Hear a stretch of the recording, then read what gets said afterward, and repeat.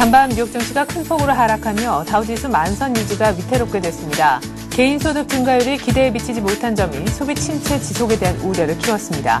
다우는 140포인트가량 내렸습니다. 유럽도 하락세로 끝났습니다. 주요국의 경기 부양책 기대감과 기업들의 M&A 움직임에도 불구하고 경기 둔화 우려가 더 컸습니다. 영국은 공휴일로 휴장했습니다. 국제 유가도 나흘 만에 하락했습니다. 주식시장이 큰 폭으로 하락한 가운데 이번 주 경제 지표가 부진할 것이라는 관측으로 수요 둔화 우려가 높아졌습니다. 미국인들의 소비가 지난달 예상보다 큰 폭으로 증가했습니다. 전월 대비 0.4% 증가해 지난 3월 이후 가장 많이 늘어났습니다.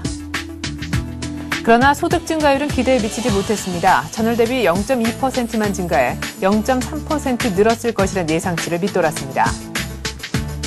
일본 정부가 9,200억 엔 규모의 경기 부양책을 마련하고 엔고 현상 차단에 나섰습니다. 그러나 이번 부양책이 미약하다는 시각으로 엔화의 강세는 지속됐습니다.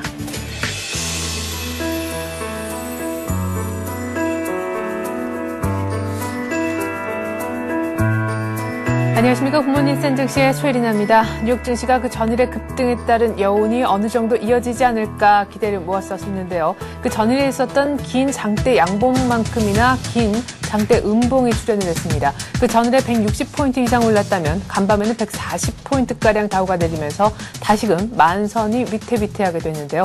다우는 1.4% 내려서 19,000포인트, 10포인트 정도로 끝이 났습니다. 지난달 개인 소득 증가율이 예상치를 하회하면서 소비가 늘어났지만 이런 분위기로는 결국에는 소비 침체가 지속될 것이다라는 우려가 커졌기 때문입니다. 또 다른 경기 둔화의 시그널을 추가한 뉴욕 증시, 보다 자세한 얘기 지금부터 들어보도록 하죠. 현대증권 광화문지점 안동후 과장 전화로나마 만나보겠습니다. 안녕하세요. 안녕하세요. 네, 뉴욕 증시 하루 만에 결국에 또 큰 폭으로 다시 내렸네요. 네.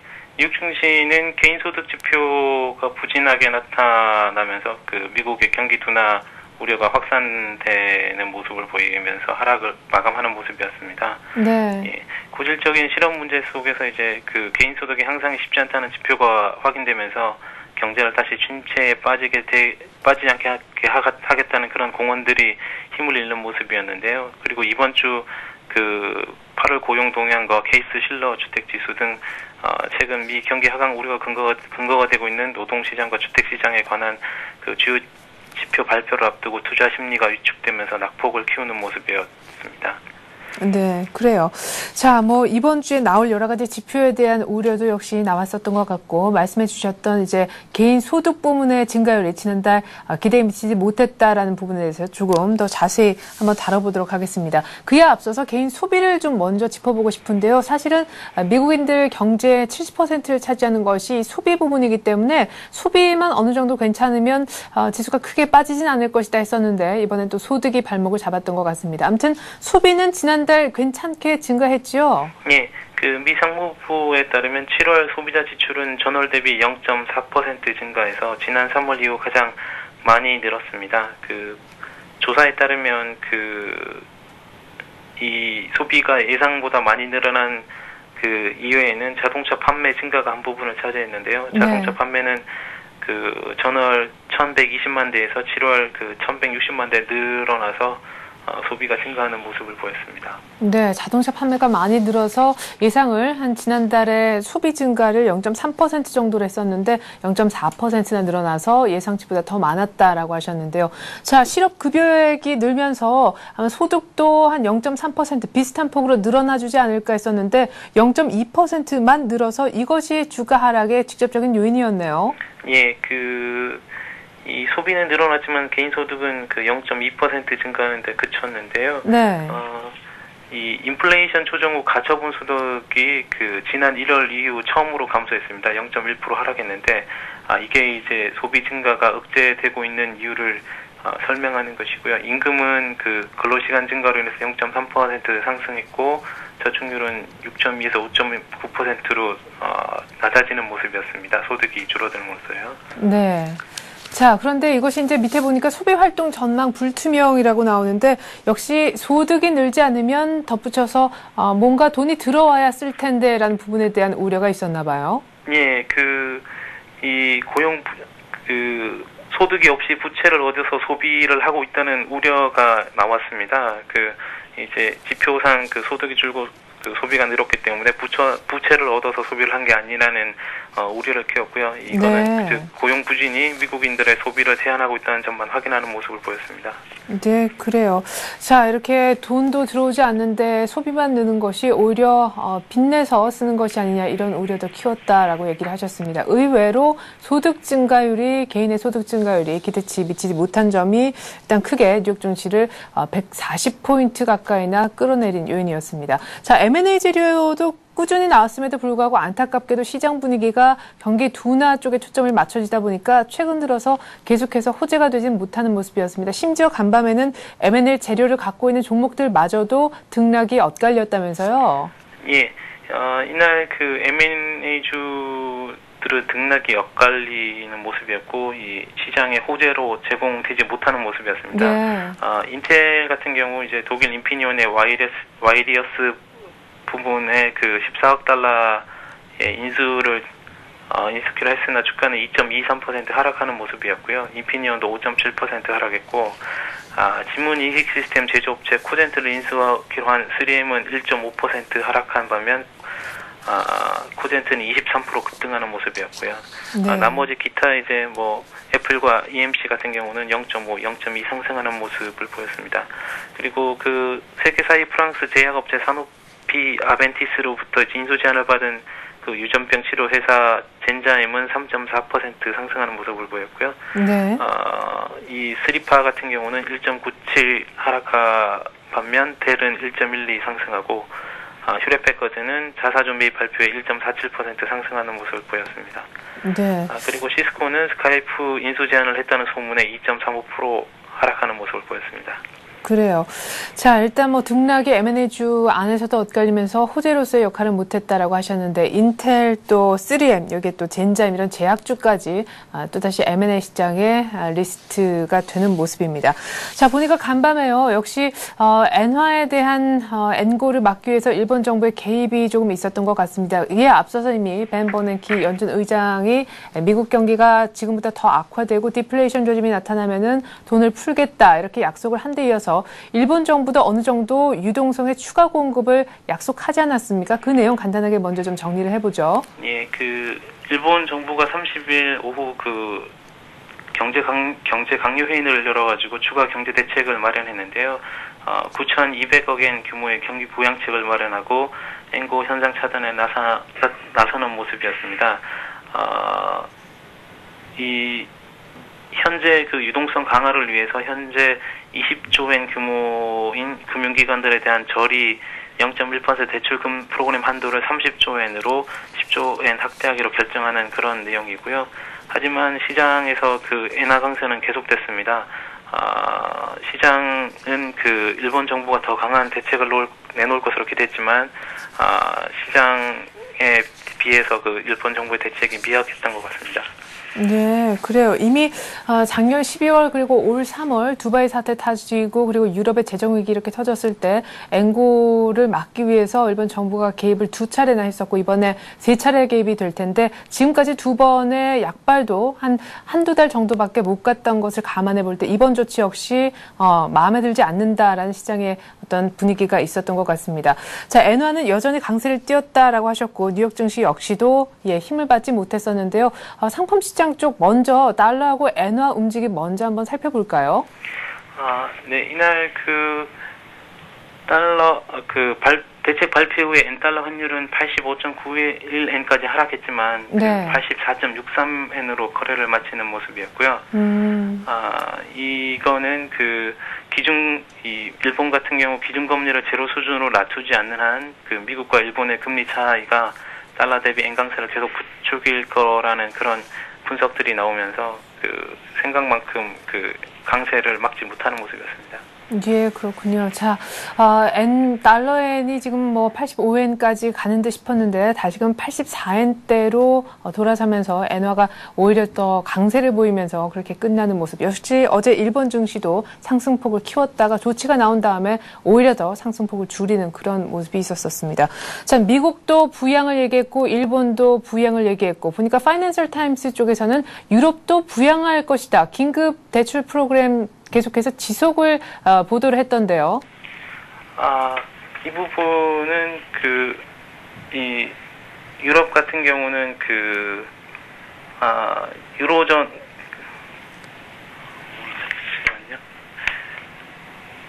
제가 그 부분은 지금 챙기지를 못했는데요.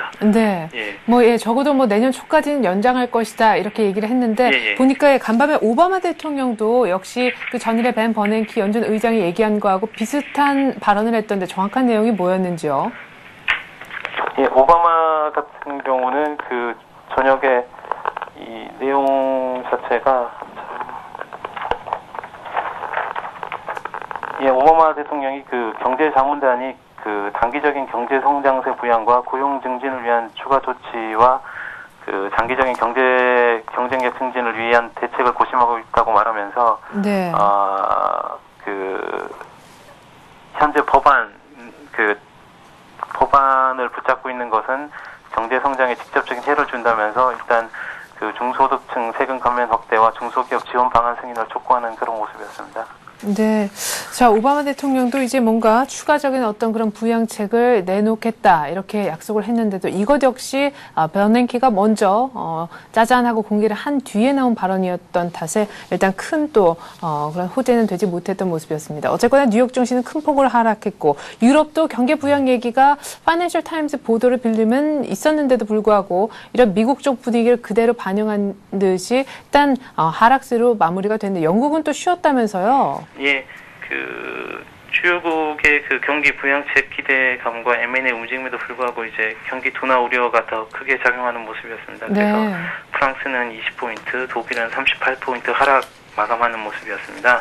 네. 이날 좀 전에 말씀드렸지만 사노피아텐디스가 젠자의 민소 제한을 추진하면서 0.7% 상승하는 모습이었지만 다른 사프란 같은 업체는 2.3% 하락하는 모습이었고요. 그리고 특히 자동차 업종이 하락세였는데 BMW가 1.3% 하락했고, 자동차 장비 생산업체인 발레오가 2.4% 하락하고, 타이어 생산업체 미슐랭도 2% 하락하는 모습이었습니다. 네, 그런데 유로존 경기 신뢰지수란 지표가 나온 모양인데 이거는 괜찮았음에도 불구하고 결국 떨어진 거네요. 예, 유로존 8월 경제기대지수가 101.8을 기록하면서 전문가 예상치 101.6과 전달 때 101.1을 모두 웃도는 기록으로 2008년 3월 이후 최고치를 기록했습니다. 이는 수출 호주에 힘입어서 지난 분기 경제 성장 속도가 4년 만에 가장 빠른 폭을 나타내면서 경기 향상 기대감이 더욱 고조했지만 네. 향후 전망은 극도로 불투명하다는 내용입니다.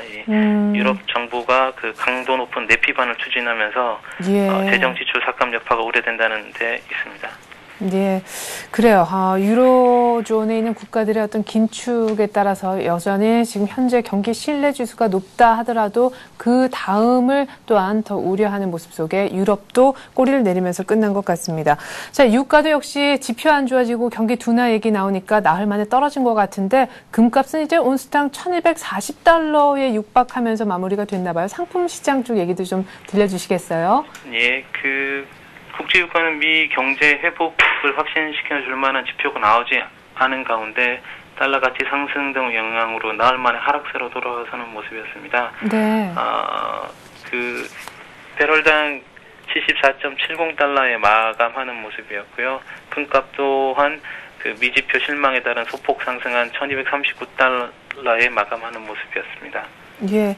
자, 경기 부양 효과. 사실은 버냉키의 그 효과가 뭐 버냉키 푸드 효과라는 용어도 지금 쓰여지고 있는데 얼마나 갈 것인가. 우리 시장도 마찬가지고 당장 뉴욕 시장도 마찬가지고 많이들 좀 기다리는 눈치였었는데 역시 거의 하루 만에 이렇게 상승폭을 다 토해내는 걸로 봐서 효과가 하루짜리냐 이런 얘기도 나오는 것 같습니다. 앞으로 이런 경기 부양에 대한 일단 약속은 받은 상태인데 효과를 조금 더 가시화시키고 실질적으로 증시에도 조금 도움이 되려면 어떤 정책이 조금 더 병행되고 보완돼야 된다고 생각하시는지요?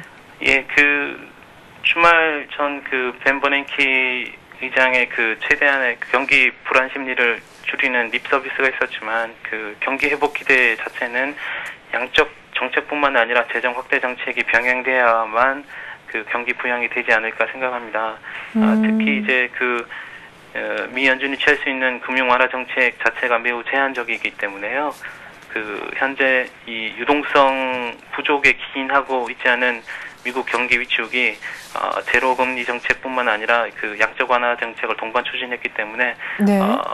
이 유동성을 더 공급하더라도 현재 잘못하면 유동성 함정에 계속 직면하는 것으로 봐야 될 것 같습니다. 그래서 미국 경기 부양책을 통해서 이제 회복 기대를 재형성시키려면 재정 지출 확대 정책이 병행되어야 합니다. 그래서 고용 소기업에 대한 자금 지원 확대 및 고용 확대에 대한 보조금 지급, 실업자 지원 지속 등이 이루어진다면 네.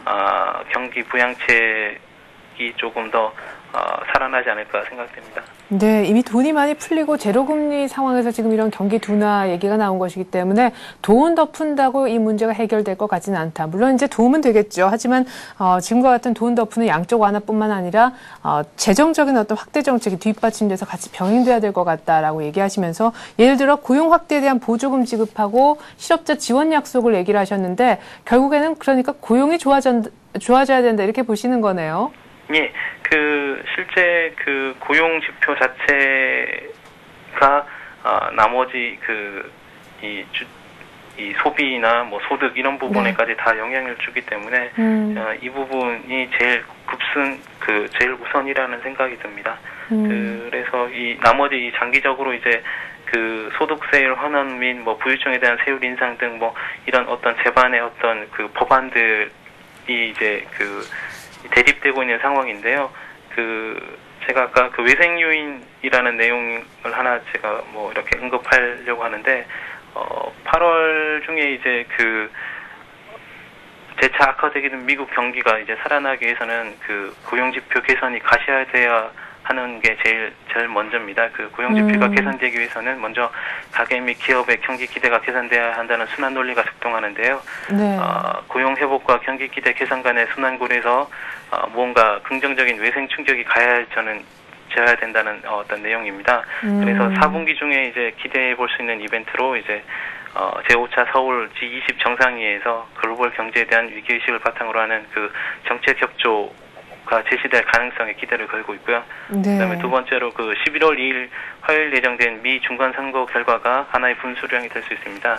현재 대립돼 있는 양당 간의 정책 비협조가 선거를 앞둔 측면에서 그러한 요인이 있기 때문에 어느 정당이 승리하더라도 선거 후에는 경기 회복 유도에 매진하지 않을 수 없기 때문입니다. 네, G20의 어떤 정책 공조 그리고 미국의 11월 중간 선거에서 뭔가 좀 나와주길 기대를 하시는 것 같습니다. 그렇다면 결국 11월은 돼야 된다 이런 말씀이신 것도 같네요. 그래 오늘 글로벌 증시는요 현대증권 광화문지점 안동호 과장과 함께해봤습니다. 말씀 잘 들었습니다. 감사합니다.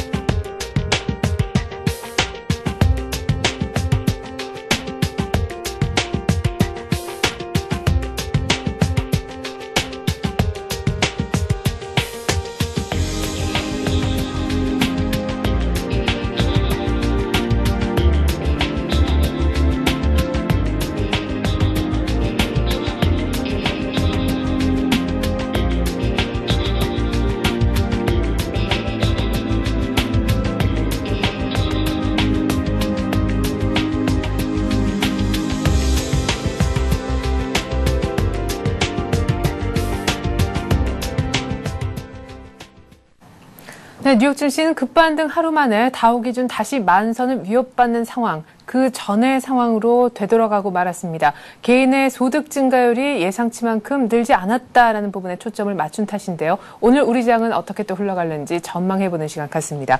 한국투자증권 잠실 신천지점에서 최철원 대리 나와주셨네요. 안녕하세요. 네, 안녕하십니까. 네. 자, 어제 우리 증시 20일 이동평균선에도 바짝 다가설 만큼 30포인트 올라서 1760까지 올라왔습니다. 장중 고점도 1760이었는데 1760에서 끝이 났지만 뉴욕을 보니까 또 이게 분위기가 심상치 않네. 많이 내렸어요. 네, 아무래도 어제 우리 증시가 금요일 날 미국 증시 영향으로 어제 큰 폭으로 좀 상승이 좀 나왔었지만 어제 미국 증시가 다시 금요일 올랐던 걸 전부 다 토해내는 전부 다 다시 되돌림을 해놓는 그런 시장의 모습이 나타났기 때문에 오늘 우리 증시도 상당히 좀 약세를 좀 보일 걸 좀 예상을 좀 합니다. 네. 지금 금요일 날 미국 증시 오른 거에 더해서 일요일 날 지금 우리 DTI 규제 완화 관련 정책 이슈가 포함이 되면서 그렇죠. 어제 30포인트 가까이 종가가 고점이 거의 나오면서 1760까지 올려놓고 끝났는데 네. 어제 미국 시장이 금요일 날 올랐던 걸 그냥 다 되돌려 놨다. 네. 그러면 오늘 우리 증시도 아마도 그 정도까지 좀 돌려놓지 않나. 어제 올랐던 상승분을 거의 좀 되돌림을 좀 보여줄 것 같은 그런 좋지 않은 투자 심리가 지금 오늘은 아무래도 좀 예상이 좀 되고 있습니다. 네. 자, 어제 상승폭을 그대로 되돌린다면 1730포인트, 지금 1734포인트 정도의 60일 이동 평균선이 있는데 이 정도는 지켜질 것이다. 이 정도는 일단 지지가 될 것이다 보시는 거예요? 예, 아무래도 투자적으로 지금 심리선이 좀 무너지게 되면은 투자 심리가 상당히 좀 안 좋아질 가능성이 있기 때문에 어느 정도의 지지선들은 지켜낼 걸로 좀 예상이 좀 됩니다. 물론 1734포인트보다는 1차적으로 지금 1720포인트 지금 9월달 이제 증시가 시작이 될 텐데 네. 1720포인트에 대한 지지선은 어느 정도 좀 확보를 할 걸로 예상이 되지만 네. 아무래도 여기서 추가적인 상승 쪽으로 올라가기보다는 하반 경직성만 약간 가지고 있을 뿐 위로 올라가는 장은 아닌 9월 시장도 연결이 좀 될 걸로 좀 생각을 해볼 수가 있겠습니다. 예. 자, 어제 그런데 1760 이렇게 올랐을 때도 말이죠. 이것이 이제 뉴욕장을 보기 전에도 벌써 이것이 이제 반짝 어떤 하루짜리 상승이냐 아니면 계속 갈 것이냐 분석이 많았었는데 그렇지 않을 것이다 쪽의 의견 중에 가장 강력한 근거 중에 하나가 거래 대금, 거래량을 봐라. 최근에 바닥이다. 이런 얘기가 있었어요. 예, 아무래도 어제 거래 대금을 보시면은 4조 원이 되지 않는 거래 대금이 나왔습니다. 예. 연중 최저치까지 나왔는데 장이 30포인트까지 올라옴에도 불구하고 거래 대금은 최저가 나왔다. 이렇다면 적극적인 매매로 인해서 지금 장을 올렸다기보다는 그냥 미국의 상승분하고 우리 정책적인 DTI 규제 완화 이거에 대한 이슈 테마가 좀 시장에 반영이 되면서 그냥 갭상선으로 좀 나오지 않았나 네. 이런 부분들이 예측이 좀 되는 것입니다. 그렇기 때문에 거래 대금이 적극적인 시장의 거래 활성화가 좀 나타나지 않으면은 추가 상승을 가져가는 쪽보다는 올려놓고 다시 하반 경직이 약간 나타나는 1차 지지선인 1720포인트 정도까지 네. 다시 내려오고 조금 올라갔다 다시 내려오고 이런 상황이 좀 시장에서는 반복적으로 좀 나타나지 않을까 네. 그렇게 한번 생각을 할 수가 있겠습니다. 예. 자, 어제는 프로그램이 또 막판에 순매수로 전환이 되면서 결국에 한 100억 이상 일단 매수 우위로 끝이 나긴 했습니다. 그런데 369, 12 언제나 좀 두려워하는 그런 달에 이제 곧 접어들게 되죠. 내일이면 9월인데 9월에 또 선물 옵션 동시만기일이 기다리고 있는데 프로그램 쪽을 일단 잘 주시하고 있어야 될 것 같아요. 네, 아무래도 어제 보시면은 지금 외국인들이 어제 선물을 7,000개억 이상을 매수를 했음에도 불구하고 네. 프로그램 매수가 좀 적극적으로 유입되지 않았다. 그 이유는 베이시스 개선폭이 좀 생각보다 크지 않았기 때문에 지금 베이시스가 컨텐거로 0.37 정도가 나오고 있는데 네. 생각만큼 베이시스가 컨텐거 조금 확대폭이 좀 크지 않았기 때문에 프로그램 매수 유입이 좀 되지 않았던 부분들이 있습니다. 네. 이런 부분들이 시장을 조금 더 올려놓을 수 있는 매기가 좀 부족하지 않나. 네. 그렇기 때문에 외국인들의 선물 매매 포지션도 좀 보셔야 되겠지만 베이시스가 얼마큼 개선이 되면서 프로그램이 매수가 좀 유입이 되냐 아니면 매수 유입이 좀 부족하냐에 따라서 네. 시장의 반등 폭 정도는 프로그램 쪽에서 좀 결정이 되지 않을까. 네. 9월달 시장은 아무래도 좀 그렇게 좀 예측을 좀 할 수가 있겠습니다. 예, 그래요. 자, 하지만 말씀해 주셨듯이 9월에 큰 폭의 어떤 상승, 1800으로 이렇게 쉽게 올라서는 그런 장이 그런 한 달이 아닐 수도 있겠지만 지수의 하방은 확실히 아주 탄탄하게 확보가 되는 그런 모습입니다. 1720은 이제 빠져야 1720이다. 이런 인식이 오히려 깔려있는 상황인데 그렇다면 오늘 만약에 빠진다라면 하면은 오히려 저가에 사야 되는 거 아닌가 이런 생각도 들거든요. 네, 지금 시장이 빠지면 지난주 보시면 지난주 일주일 내내 빠졌기 때문에 금요일 날장이 뭐 누가 사보자고 생각할 수가 없는 시장에서 네네. 어제 하루에 30포인트 올리기 때문에 뭐 이익을 뭐 나시는 분들은 거의 아마 없으실 겁니다. 예. 분위기를 많이 다운시켜 놨었기 때문에 지금 만약에 오늘 이제 우리도 빠지게 되면은 어느 정도 지지선까지 좀 지수가 좀 내려올 것 같고 미국도 만선을 지금 지지를 좀 할 걸로 예상하기 때문에 네. 오늘 시가가 좀 많이 내려와서 시작이 되게 되면 어느 정도 주식을 한번 사보셔도 되지 않나. 그렇지만 주식을 사는 시장에 있어서는 코스닥 시장보다는 분명히 거래소 시장을 좀 집중을 하셔야 될 것 같습니다. 네. 물론 IT나 자동차 쪽이 주도주를 좀 내놓고 나서 시장에 강력한 주도주는 지금 건설이나 조선 쪽에서 좀 나오고 있지만 네. 이런 종목들을 좀 집중을 하셔가지고 어제 오르는 시장을 보셔도 지금 거래소 쪽은 뭐 1.10% 가까이 올랐지만 코스닥 시장은 1% 올라오지 않습니다. 네. 물론 그전에도 많이 내렸지만 올라온 폭도 크지 않고 거래 대금도 많이 늘지 않았기 때문에 기관이나 외국인 쪽에서 코스닥 시장을 기웃거리기보다는 그냥 개인들이 코스닥 시장에서는 어떻게 하면 이익을 좀 만들어 볼까 하는 그런 테마성 종목들만 좀 움직이는 시장이 좀 나타나기 때문에 네. 개인분들도 지금 코스닥 시장 쪽보다는 거래소 시장, 거래 대금이 확실히 증가가 되고 시장 투자 심리 자체가 전환이 되기 전까지는 네. 거래소 시장으로 좀 넘어오셔가지고 매매를 좀 하시는 게 좋지 않을까 말씀드리겠습니다. 네.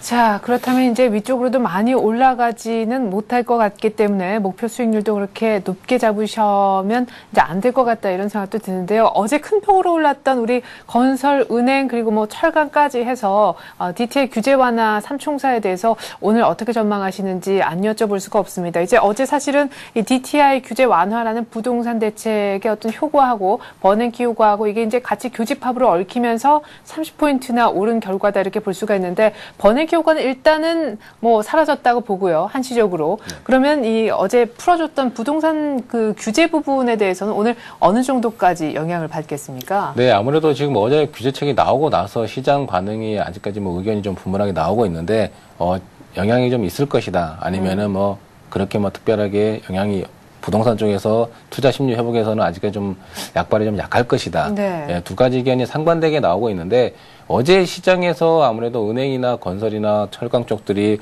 1차적으로 올라줬다는 것에 대해서는 긍정적인 시각은 좀 가져볼 수는 있겠지만 네. 여기서 이 효과가 조금 더 연결이 되면서 조금 더 올라가기에는 은행 쪽이나 철강 쪽은 조금 힘들지 않을까. 왜입니까? 예, 지금 아무래도 부동산 지금 심리 자체가 많이 다운이 돼 있고 네. 아직까지 개인들의 뭐 소비나 이런 소득 부분들이 증가분들이 뭐 많이 나타나지 않고 네. 아직까지 미분양 관련 그리고 지금 가격 하락으로 인해서 이미 부동산 가격이 좀 많이 내려와 있는 상황이라서 가격 하락으로 인해서 추가적인 매물 나올 가능성이 조금 더 있습니다. 그렇기 네. 때문에 건설 경기가 부동산 쪽이 완전히 투자 심리가 좋아지면서 빚을 더 내서 개인들이 좀 사기에는 네. 아직까지 여러 가지 좀 불확실한 경제 여건들이 많기 때문에 네.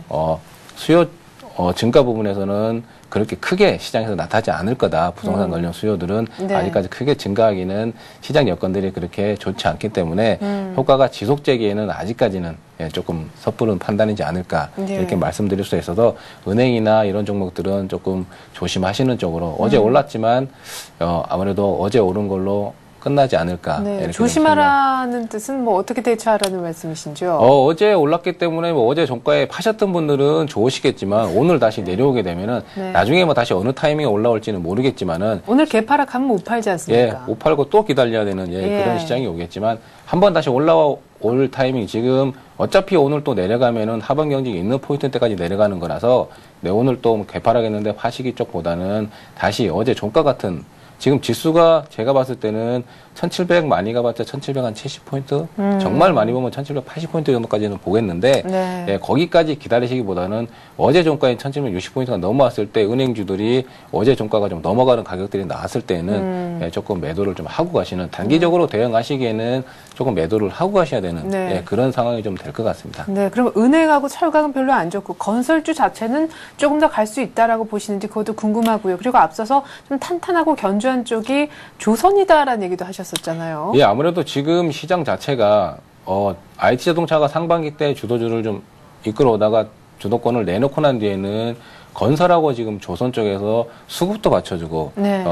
지속적인 좀 상승세가 이어가고 있는 모습들이 아무래도 강한 주도주는 아니지만 네네. 그래도 은근히 올라오고 있는 시장에서는 아직까지 뭐 추세가 연속적으로 나타나고 있는 이런 업종입니다. 그렇기 예. 때문에 건설업종 테마가 어제 뭐 좋은 호재를 붙이기도 했지만은 원래부터 올라오고 있었던 업종이기 때문에 어제 호재가 소멸이 되더라도 수급이 꼬이지 않는 이상은 조금 더 하반 경직이 다른 업종에 비해서는 하반 경직이 조금 더 강하게 있을 것 같고 네. 추가적으로 지수가 조금 더 올라가게 되면 이런 수급이 괜찮은 종목들이 올라갈 가능성이 더 크기 때문에 이런 종목들은 조금 더 관심을 갖고 더 보셔도 되지 않나. 그렇기 때문에 제가 건설하고 조선에 대해서는 조금 더 갈 수 있을 걸로 제가 좀 생각을 하고 있습니다. 네, 수급이 살아있는 한 건설과 조선은 지금까지 견주했듯이 조금은 더 가주지 않을까라고 생각한다라고 하셨습니다. 은행하고 철강은 사실 어제 종가에서 팔았으면 가장 좋았었는데 라는 의견도 보여주셨었고요. 자, 지난주에는 삼성 테크윈에 대한 얘기를 들어봤는데 안타깝게도 글쎄요, IT주들의 힘이 참 없어요. 예, 뭐 지난주 일주일 내내 장이 빠졌기 때문에 예. 종목이 뭐 올라왔던 종목들은 거의 아마 없으실 걸로 좀 생각이 좀 되는데 네. 지금 제가 뭐 지난주까지 뭐 S&P 중공업 이제 말씀드리고 지난주에 테크윈으로 제가 종목 교체를 말씀을 드렸는데 네. 지금 방산 관련 종목군들이 최근에 뭐 추천이 좀 자주 나오고 풍산 같은 종목도 추천이 나오지만 네. 시장이 안 좋았기 때문에 제가 가격은 좀 내려와 있는 상황이지만 아직까지 외국인들의 수급이나 그리고 장기적인 추세 부분들이 아직 뭐 훼손이 되거나 그런 모습은 아닙니다. 네. 예, 그래서 장이 왔던 거에 대해서 종목이 내려왔기 때문에 네. 시장을 좀 따라갔다고 좀 판단을 하시면 될 것 같아서 굳이 종목을 교체를 하지 않고 네. 제가 수급도 받쳐주는 종목이라서 이번 주도 테크윈으로 제가 말씀을 드리는데 네. 지난주보다 아무래도 목표 이제 매수 가격 자체는 조금 낮춰드리겠습니다. 제가 뭐 손절가는 10만 8천 원을 제가 말씀을 드렸는데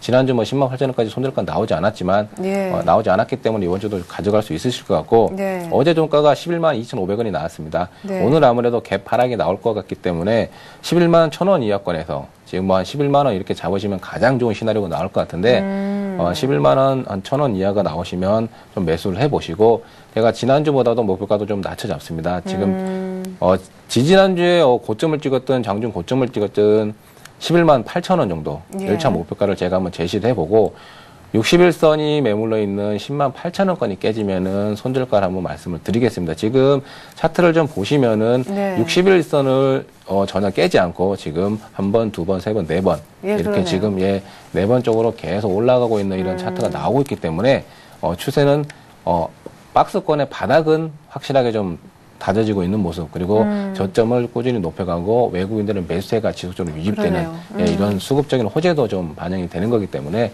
한번 매수를 해보시면 시장의 추가 상승이 좀 나왔을 경우에 네. 다시 하락 이후에 반등이 나올 경우에는 가격 상승이 충분히 나올 수 있을 것 같아서 이번 주도 삼성 테크윈을 한번 말씀을 드려보겠습니다. 네, 그래요. 삼성 테크윈 일단 계속해서 뭐 지난번에 사셨던 분들은 그냥 홀딩이네요. 예, 그렇습니다. 지금 아직까지 뭐 가격이 매수 가격에서는 좀 내려와 있는데 아직까지 뭐 손절가나 이런 가격분들이 내려온 터치를 한 상황은 아니라서. 네, 하지만 목표가는 약간 하향수죠. 목표가는 일단 시장이 뭐 좋지 않은 상황이 많이 나왔기 때문에 목표가는 조금 내려놓고 한번 가져가 보도록 하겠습니다. 네, 삼성 테크윈 목표가 수정해서요 11만 8천 원까지 보는 전략까지 들어봤습니다. 한국투자증권 잠실 신천지점 최철원 대리였습니다. 말씀 고맙습니다. 네, 감사합니다.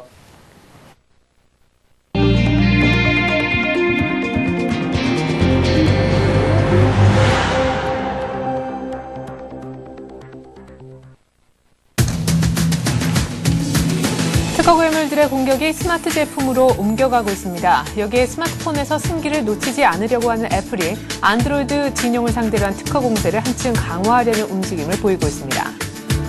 국민은행과 하나은행이 이르면 오는 9월 중순부터 주택담보대출에 대한 DTI 적용을 한시적으로 폐지할 것으로 전망됩니다.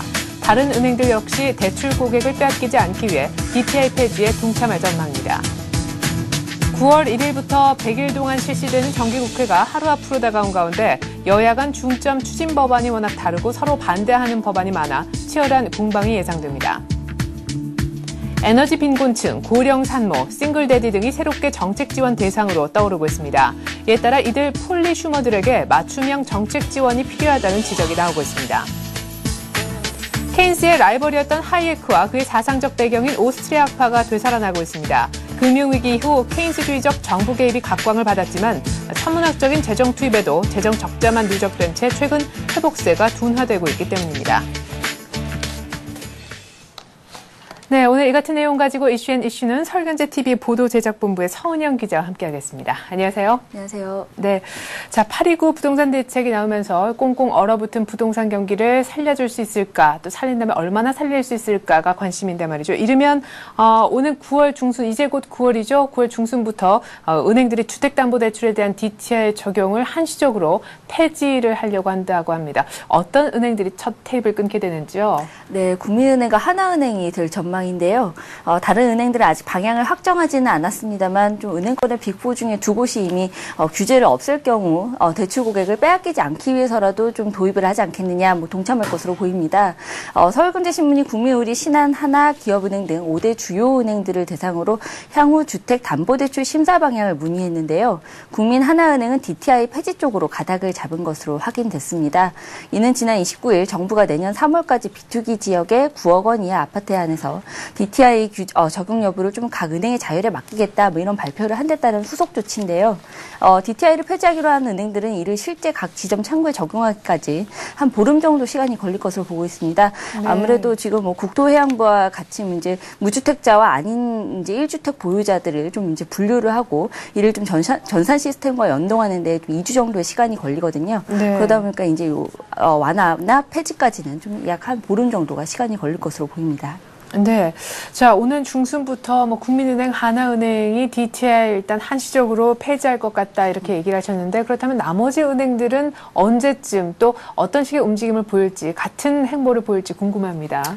일단은 폐지할지 완화할지를 좀 고심하고 있는 상황이다. 이렇게 볼 수 있을 것 같고요. 2, 3일 내로는 아마 좀 확정을 짓지 않을까 싶습니다. 네. 지금 아무래도 지금 두 개 은행이 이미 DTI 완화 혹은 폐지 쪽으로 가닥을 잡았기 때문에 지금 다른 은행들도 사실 선택의 여지가 없다고 볼 수 있습니다. 그렇죠. 기업은행 같은 경우에는 어느 한 은행만 DTI를 폐지한다고 하면 대출 고객들이 또 그 은행으로 쏠리고 있기 때문에 아무래도 지금 국민은행이나 하나은행이 폐지를 결정했다면 타 은행들은 좀 따라갈 수밖에 없지 않겠느냐 이런 얘기를 좀 했고요. 네. 또 어느 은행 같은 경우에는 아직 DTI를 폐지할 점은 결정하지 않았지만 대신에 좀 그 심사를 보완하기 위해서라도 신용 평점 시스템 같은 것을 좀 도입하는 방안도 고려 중이다 이런 얘기를 했습니다. 네.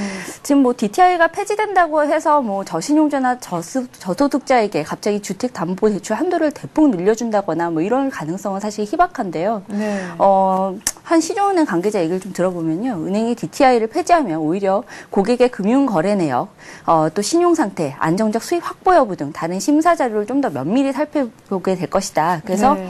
또 수익 기반이 미흡하거나 신용이 나쁘면 아예 대출 자체가 막힐 수도 있다. 이런 이야기도 했습니다. 네, 실제 DTI는 은행들이 자율적으로 결정을 해야 되기 때문에 또 은행들도 그만큼 부담을 질 수밖에 없겠죠. 어쨌거나 은행들이 이렇게 속속 DTI 규제 완화에 동참을 하는 가운데 이제는 시장의 반응이 사실 더 궁금합니다. 당장 이번 규제 완화 대상에서 제외된 강남 3구는 해당 사항은 없지 않습니까? 네, 상당히 잠잠한 분위기죠. 예. 지금 아직 시장의 변화가 이렇다 이렇게 뚜렷하게 얘기하기에는 너무 시간이 많이 지나지 않았기 때문에 그 변화를 얘기하기는 좀 어렵고요. 또 전문가들 사이에서는 좀 이번 대책이 좀 투자 수요를 좀 늘리는 것보다는 좀 실수요자 간의 거래 활성화에 좀 초점이 맞춰져 있다 보니까 아무래도 좀 그 효과가 나타나기까지는 시간이 걸릴 것이다. 네. 이런 전망이 우세합니다. 일단 하반기 입주가 몰린 미아, 기름, 뉴타운 등 강북권에서는 전용 85제곱미터형 이하 소형 아파트를 중심으로 집값이 오를 것이라는 전망이 나왔는데요.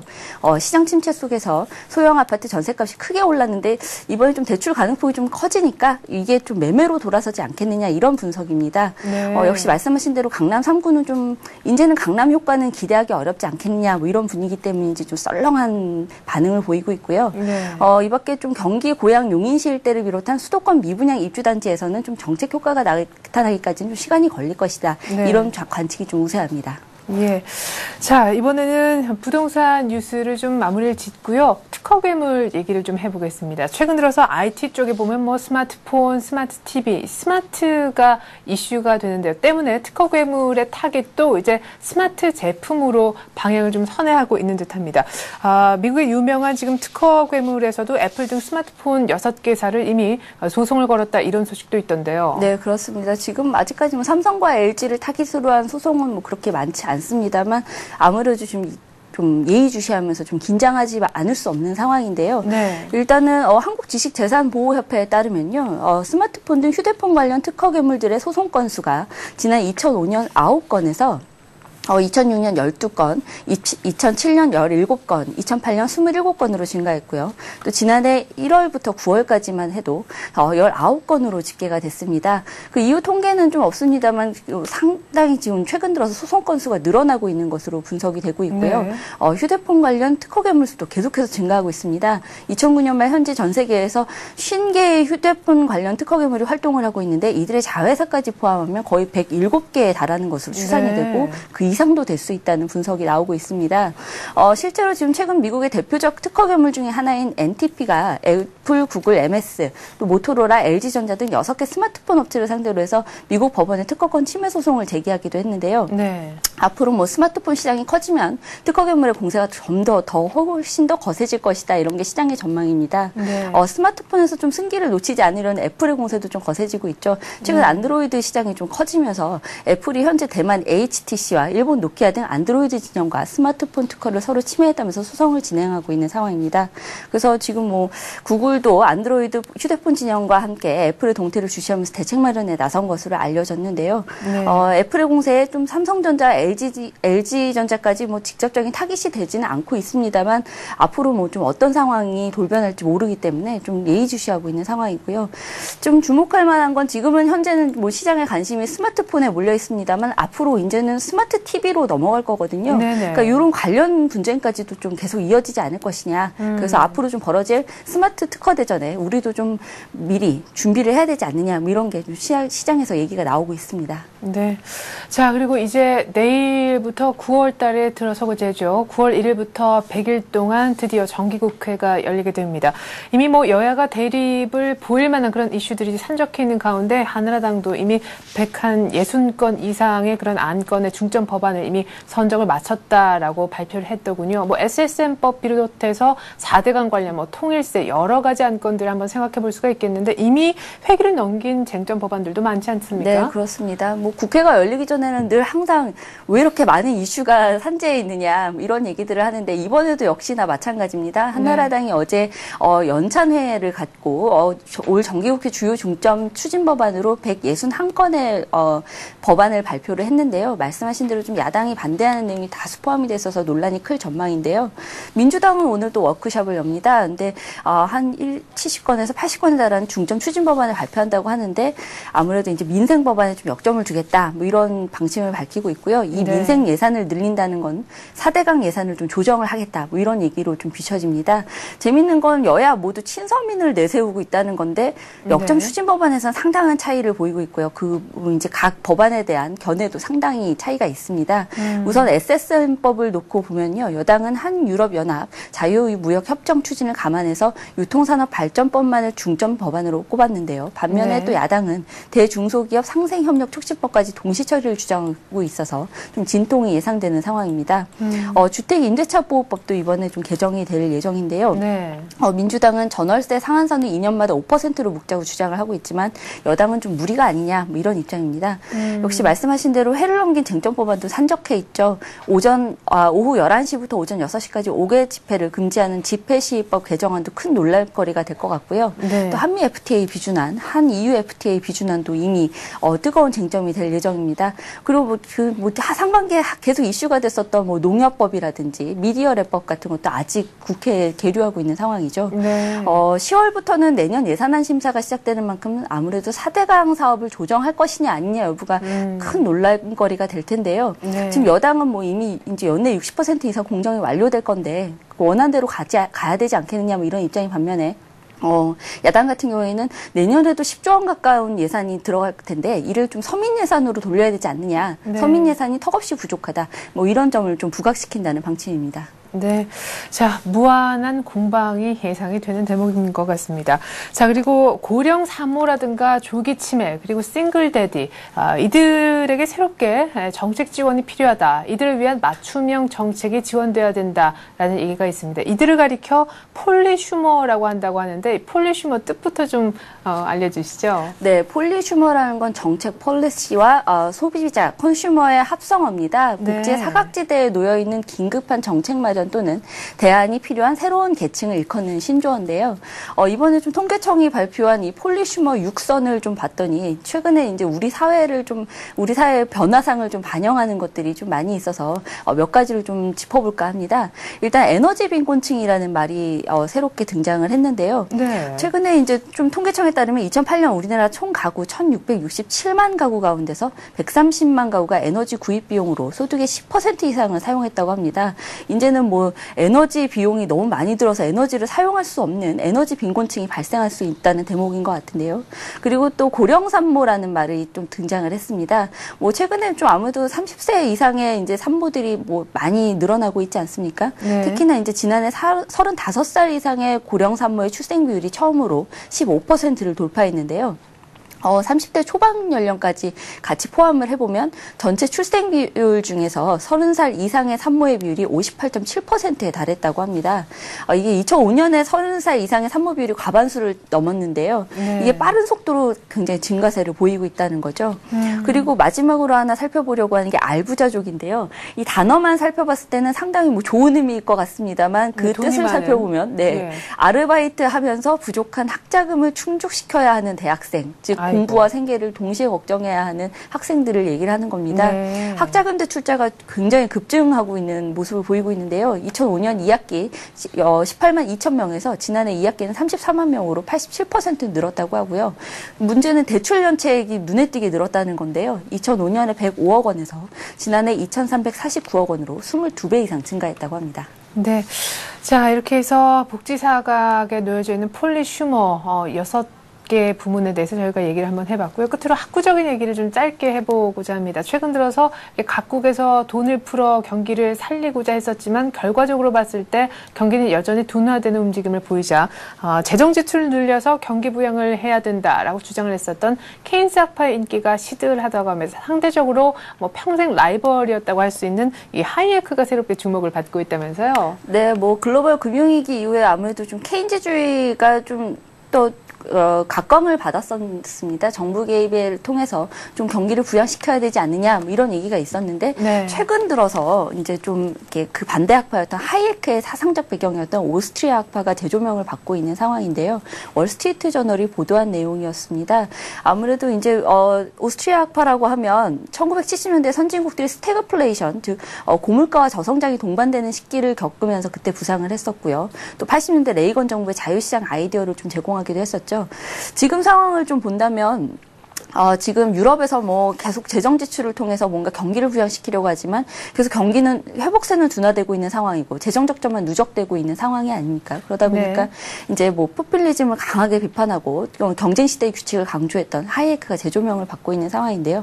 관련 책도 뭐 이제 하이에크의 책도 상당히 뭐 주목을 받으면서 판매량이 급증하고 있다는 보도 내용이었습니다. 네, 이렇게 해서 하이에크 오스트리아파가 다시 뜬다라는 월스트리트 저널의 재미있는 보도까지 한번 함께 해봤습니다. 오늘 이슈는 서울경제TV 보도국 서은영 기자와 함께했습니다. 서 기자 잘 들었습니다. 맞습니다. 네, 간밤에 뉴욕 증시가 소득지표 실망에 다우가 다시 만선을 위협받을 정도로 큰 폭으로 하락했습니다. 다우의 하락폭은 140포인트가량, 정확히는 141포인트, 1.4%나 빠지면서 버내기 효과를 하루 만에 없앴다라는 느낌을 주고 있는데요.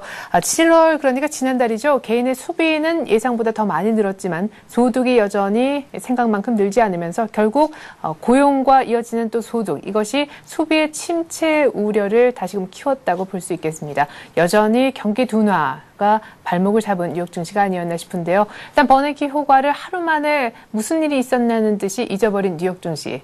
이런 뉴욕 증시 보고 우리 증시는 또 어떻게 반응하는지 궁금합니다. 버네키 효과를 우리만 가져가기에도 버거워 보이는데 말이죠. 더 자세한 우리장 소식은 잠시 출발 센 증시를 통해서 들려드리겠습니다. 고맙습니다.